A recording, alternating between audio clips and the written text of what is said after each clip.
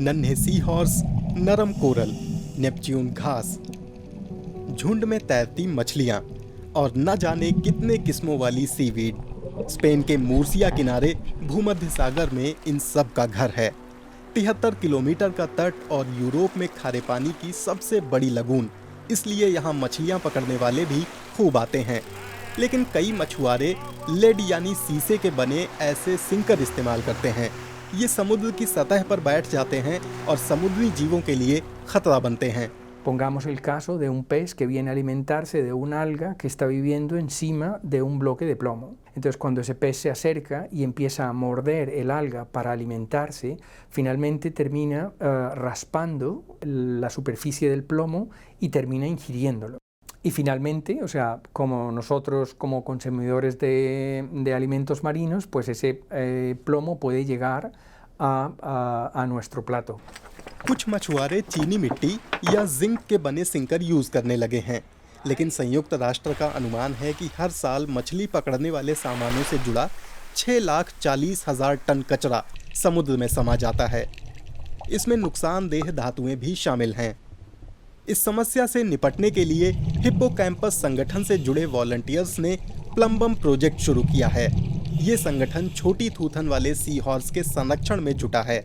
Plumbum es una idea, un proyecto que nació después de tantas inmersiones, después de ver tanta basura muy específica de este metal, plomo, proveniente de la pesca deportiva y pesca profesional, como la que vemos aquí, redes que están cargadísimas de plomo. समुद्र से धातुएं निकालने के लिए ये project Felis हेरांज जैसे volunteers के एक बड़े नेटवर्क पर निर्भर है। आज वो काबो डी पालोस गांव के तट की सफाई में शामिल हो रहे हैं। ये भूमध्य सागर बेसिन के सबसे ज्यादा जैव विविधता वाले इलाकों में बसा गांव है। Vamos a recoger plomo del fondo, sobre todo principalmente de artes de pesca y de pesca deportiva con anzuelo, pequeñas piezas que se depositan en el fondo, se quedan semienterradas y vamos a ver si tenemos suerte. Metal detectors की मदद से गोताखोर एक बार में 4 से 45 kilo सीसा been लाते हैं।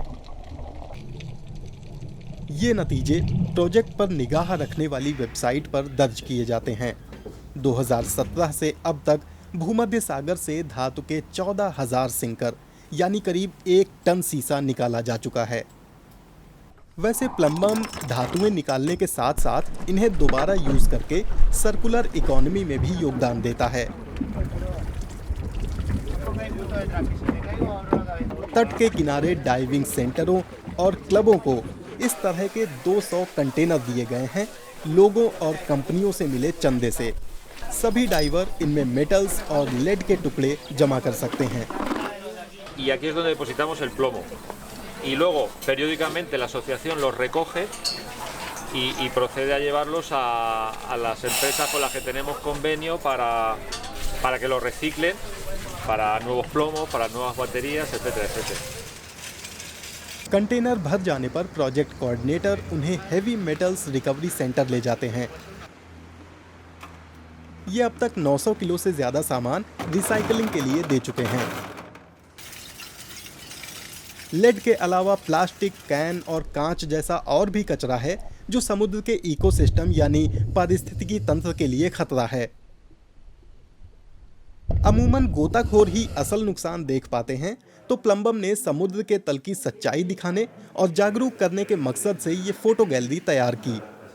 El que no bucea no sabe, sí se imagina, pero si yo se lo muestro con imágenes y luego se lo explico el porqué y las consecuencias de tener basura dentro del mar, realmente el visitante se conciencia más.